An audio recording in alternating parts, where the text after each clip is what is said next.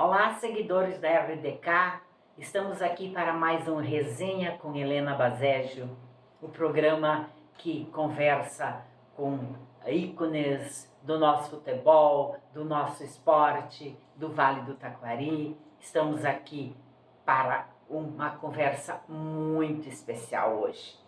Nós vamos contar a história de Eleutério Anholeto. Ninguém sabe quem é, né? Então nós vamos dizer que é o Telo, um atleta profissional, depois do futebol amador, um cara que se reciclou, que estudou e que foi um exemplo no mundo do futebol profissional. E ele vai nos contar toda essa história aqui. Nós estamos aqui com o apoio da Água do Campo, da distribuidora de água Crestani, que fica lá no bairro Campestre, na rua João Luiz da Rocha. Só chamar o seu Enio lá que ele atende vocês. E antes de começar a conversa com o Telo, eu quero dar mais um abraço aqui para pessoas que nos seguem e agradecer já que estão nos seguindo. E os que não nos seguem ainda, podem ir lá, RDK Comunicações, no YouTube, no Facebook, no Instagram. Vão lá, botam um curtir lá, comentem. Abraços para Rosane Machado de Mostardas, Leandro Bronski de Canoas, Odalino Ferri de Bento Gonçalves, Neidia Lima de Rio Tinto, na Paraíba, e Cristiano Becker de Estrela. Telo, um prazer tê-lo aqui conosco, depois de diversas tentativas, agora deu certo, né? Quem é o Telo? Conta para nós a tua história. A gente já sabe que tu foi um jogador extraordinário, um jogador que tem uma história linda, maravilhosa, depois que estudou, que se reciclou. Conta a tua história desde o começo. Onde surgiu o Telo, o jogador? Bom, eu devo muito a duas pessoas que acreditaram em mim e foram encantadas em gostar para jogar futebol. O Legomar, o Chardon, seu Legomar. Dudu que era, morava dentro do campo do esporte como encantado. Você fazia parte da base? Sim, eu fazia parte da base, e depois da perda do braço eu já nem esperava mais jogar futebol. Saí para fazer um futebol profissional do jeito que eu fiz, eu já não esperava. Com que idade você perdeu Eu perdi o braço? Com 17 anos. Num acidente de trabalho? Um acidente de trabalho, na Dália Encantado. Era meu último dia de trabalho. A expectativa era muito grande. Que você ia... Estava indo para o Internacional. Recordar isso é complicado. Mas conta tudo que de bom veio depois disso. Olha que história maravilhosa tu construíste. Eu acho que, de uma certa forma, um fato muito importante nisso tudo, que nós, jovens da época, não tínhamos grandes ambições. O mundo era muito grande para a gente sair da nossa cidade, pequena como era, para uma outra cidade, 30 quilômetros já impressionava. Mas ir a Lajeado já era impressionante. Bom, quando eu vim para o Lajadense, quando eu fui fazer a minha estreia, teve um grupo de torcedores do Esporte Clube Encantado que vieram aqui para Lajeado para assistir o jogo. E era épico na época, né? Para a época, tá? Então, assim, tipo, aquilo tocou muito em mim. Digo, mas será que isso significa tudo isso?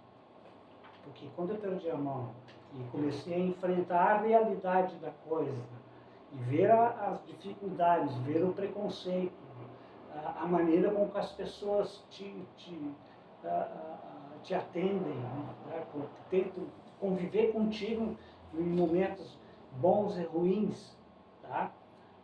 Tu tem que dar uma parada, como eu dei, e dizer o seguinte, para fazer a pergunta mais importante para ti mesmo: o que tu quer da vida agora? E quanto tempo você teve que parar para depois voltar a jogar? Quando é que tu decidiste que mesmo esse empecilho você iria voltar a jogar? Eu perdi a mão em 67, voltei a jogar, treinava com o Esporte Clube Encantado, né, com as categorias de base e tudo. Eu era das categorias de base aos 15 anos de idade, eu já fazia parte. Como volante, você me disse? Do grupo profissional. Tá? Tem as fotos aqui que mostram o último jogo meu antes do acidente. Eu tinha o apoio completo das pessoas da cidade. A comoção foi muito grande no dia do acidente. Quando eu me acordei, eram 8 horas da noite e o meu quarto estava lotado de gente. Não tinha como as enfermeiras do hospital dar ordem, impedir, não tinha como. Eram os colegas de aula, era o pessoal do futebol, tá? Todo mundo. Aí eu me acordei e digo, caramba. Você é natural de Encantado? Sou natural de Encantado. Tá? Eu digo, o que foi? Aí nós fica na amputação do braço, fica a mão fantasma, né? E aí na hora assim que eu me acordei, eu vi com o quarto completamente lotado. Eu digo, meu Deus do céu, cara, o que foi que aconteceu? Aí, me acordei mesmo, digo, caramba. Aí olhei o braço e tudo, estava a minha mãe do meu lado. E meus professores, todo mundo ali junto, dando uma força. Aí eu digo, gente, vida nova. O que vão fazer? Não sei. Vou experimentar. Você tinha 17 anos? Tinha 17 anos. Eu já estava sendo preparado desde os 15 anos de idade para ir para o Internacional. Que era uma glória também na época. E tu ir sair daqui para jogar em clube grande era uma glória, né? Era uma coisa fantástica, assim, para época. Eu tive assim, ó, o Abílio Reis me conheceu aos 15 anos de idade e apostou, né, cara? Não se fazem mais nem Abílios do Reis, né? Não se faz mais. Ele apostou, não, o moleque, prepara ele quando fechar 17 anos, traz ele aqui. E aí, infelizmente, né, aconteceu o acidente, né, eu tive que repensar a vida, voltei a estudar, levei uns 6 meses para me habituar, né, a mudar toda a sistemática de vida. Eu era ambidestro, tá? E aí tu ficas sem uma parte do teu corpo e tu começa a te questionar, mas será que eu posso? E tu mostrou E que podia poucos, muito, né? Aos poucos, eu devo muito ao Vitor Berticelli, que todo mundo conhece. Nossa, esse cara fazia na época. Outra figura fantástica. E aí ele dizia para mim, vamos moleque, vamos que tu pode. E aí foi emendando em 71, o Encantado já participava da segunda divisão, aquele espetáculo que era, né? Eu, enquanto moleque, eu ficava acompanhando no Alambrado, né? Esse pessoal todo, do Lajadense, do Santa Cruz, do Avenida, tá? E aí tinha jogadores extraordinários que a gente pudesse se espelhar. Né? Tu foca no cara, esse é o cara. E eu tinha uma admiração muito grande pro Adalto Azevedo.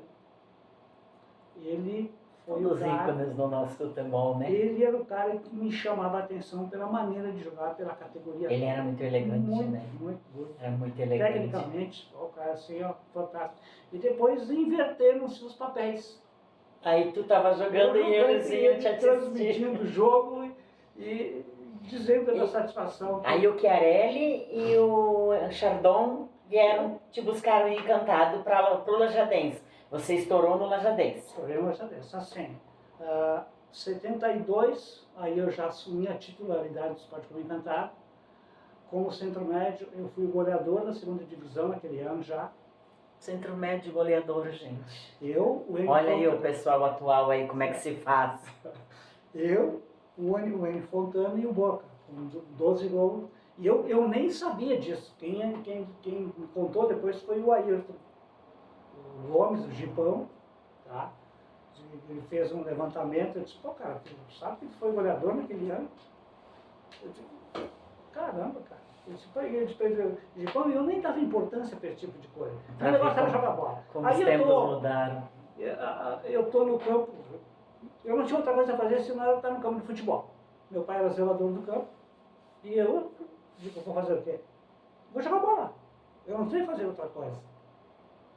Aí fui jogar ping-pong para aprender a ter a destreza no uso do lado esquerdo do corpo. Que história de superação, coisa Foi linda.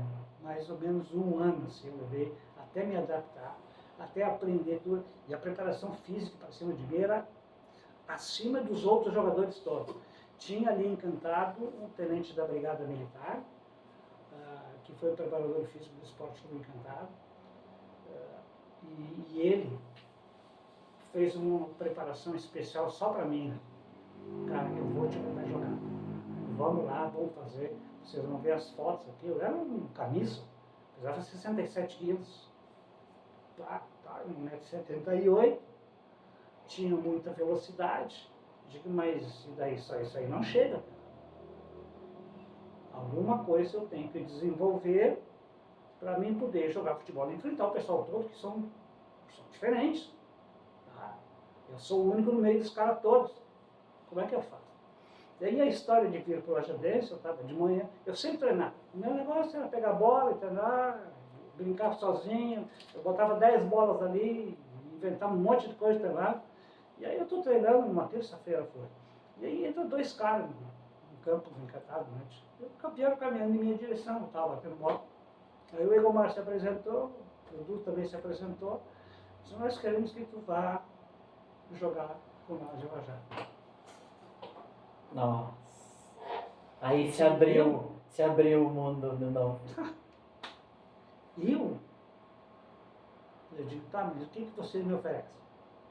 Daí eles disseram, o que tu quer? Eu digo, eu quero escola, cama e comida. Tem? Ele tem, está tudo à disposição. Eu não comentei nada com meu pai, nem com a minha mãe, porque se eu comentasse, eles não me deixariam sair de casa. Era muito comum na época, Não, né? mas capaz. Eles não deixavam. E aí depois, o tempo foi passando, o Berticelli mesmo me disse, Telo, o Lajadense foi um. Tu não imagina o que nós recebemos de telefonemas dos clubes, de todos os clubes do Rio Grande do Sul, cara. Depois que te viram jogar, apostavam em ti. E quanto tempo tu ficaste no Lajadense? Lajadense foram 6 meses, assim, foi um relâmpago, assim. E daí já foi correr o mundo. Sim, já tinha um monte de propostas. Eu estava muito bem no Lajadense ali, então o que falou mais alto ali para mim sair de um lado para o outro? Foi a condição financeira. A condição financeira, digo, Paulo, vou disputar a primeira divisão, caramba. E aí o próprio Ernesto, o Ernesto foi quem sentou e conversou com o presidente, né, o Teixeira, né? Vamos liberar o guri, ele vai para a divisão principal do Gaúcho Passo Fundo. Eu fiquei com 3 clubes para escolher. Era o Flamengo, Caxias, na época era Flamengo, tá? O Gaúcho Passo Fundo ou o Fortaleza. Nossa. Aí eu pensei, o que pesou? Eu digo, pai, eu não posso parar de estudar, e eu estava fazendo o último ano científico. O meu sonho era ser um arquiteto. Aí eu pensei, mas meu sonho é ser arquiteto. Eu jogo bola porque eu nasci, me criei dentro de um campo de futebol, teria que jogar futebol. Eu digo, a outra coisa não. A outra coisa eu acompanhava meu pai. Minha primeira atividade, assim, a minha mãe queria que os filhos trabalhassem, ela veio vagabundagem. Tá? Telo, já foi os primeiros 15 minutos, eu te disse que tinha muita história para contar. Nós já estamos encerrando aqui a primeira parte, o primeiro tempo do nosso bate-papo. A gente vai dar um intervalinho, tomar uma aguinha e já voltamos.